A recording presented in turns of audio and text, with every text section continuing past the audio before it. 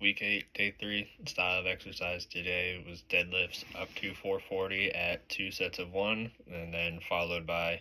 posterior chain exercises, all done at 4 sets of 15. And so for the application to the exercise, exercise will create an immediate need for energy, and with that energy production, there will be chemical changes at the ion level, which in turn puts the body out of its homeostasis. Using both the cardiac and respiratory systems, the body will need to enter back into a balanced state where acids and bases are dealt with through buffer systems. Hydrogen ions are one of the most abundant acids in the body, and the production of hydrogen ions can come from generation and the utilization of ATP, the production of CO2 from exercise, and carbonic acid in the working muscle, and the production of lactate and hydrogen ion during glycolysis and the Krebs cycle. When specifically looking at the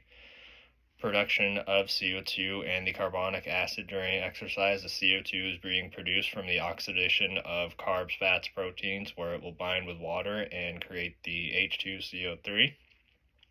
or with a greater concentration of hydrogen ions. In order for the body to regain its homeostasis, the buffer system will be resistant to pH changes by removing or releasing the hydrogen ions. The 4 major classes of the buffer system include bicarbonate, phosphate, cellular proteins such as carnosine and adenosine, and histidine dipeptides, along with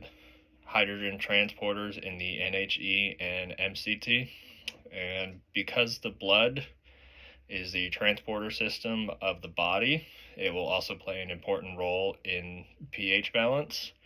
where the CO2 from the muscle will enter into the red blood cell, where it will bind with the H2O, forming H2CO3.